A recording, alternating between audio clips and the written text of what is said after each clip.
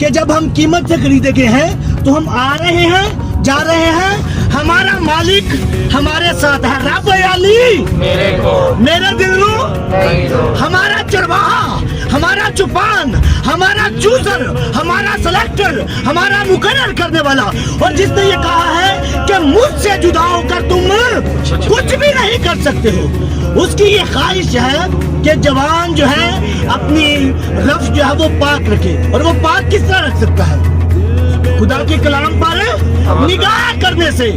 جوان کے لیے ضروری ہے کہ جب وہ اٹھے تو اس کو یہ یاد ہونا چاہیے میں اٹھوں تو یسوع کے لیے. جوان جب چلے تو اس کو یہ یاد ہونا چاہیے میں چلوں تو یسوع کے لیے. جوان جب دیکھے تو اس کو یہ یاد ہونا چاہیے میں دیکھوں تو یسوع کے لیے.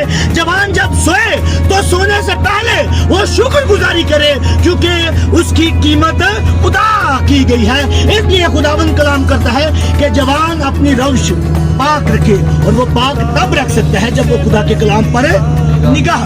آخری منٹ رہ گئے ہیں لیکن میں ان منٹس میں آپ کو بتانا چاہتا ہوں میرے بھائیوں, میں خدا کا بندہ مبشر ذیشان انور جوانی کے ایام میں آپ سے بڑا تعارف یہ ہے کہ میں ایک گندگی اور ناپاکی کا برتن تھا, لیکن ایک دن یسوع مسیح نے میرے ساتھ کلام کیا. چرچ میں میرے ساتھ خداوند نے کلام کیا کہ یہاں پر ایک نوجوان ہے جو گناہوں کو چھوڑنا چاہتا ہے, بدکاری کو چھوڑنا چاہتا ہے اور وہ نہیں چھوڑ پا رہا.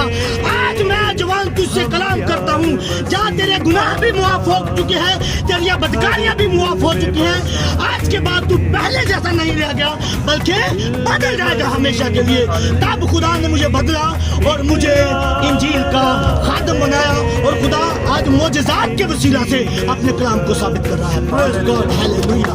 یہ ہے خدا کے کلام کی قدرت. جوان اپنی روش جب آپ کلام پر نگاہ کریں گے, یاد رکھیے گا میرے بھائیوں, جو آپ سے نہیں ہو سکتا خداوند اپنے وعدے پورے کرے گا اور آپ کی زندگیوں کے لیے وہ بھی کرے گا. جوان اپنی روش کس طرح پاک رکھے گا جی؟ خدا کے کلام پر نگاہ کرنے سے. اور ہمارا پاک کرنے والا خدا کا بیٹا یسوع مسیح ہے, اور کلام سکھاتا ہے کہ جب متی کی انجیل پہلے باب کی 28ویں آیت کا ہم مطالعہ کریں تو وہاں پر لکھا ہے اب یسوع مسیح کی پیدائش اس طرح ہوئی کہ اس کی ماں مریم کی منگنی یوسف کے ساتھ ہو گئی, لیکن ان کے کچنا ہونے سے پہلے وہ روح القدس کی قدرت سے حاملہ پائی گئی. اب یوسف جو ایک راست باز شخص تھا وہ اسے بدنام کرنا نہیں چاہتا تھا, اس نے چپکے سے اسے چھوڑ دینے کا ارادہ کیا.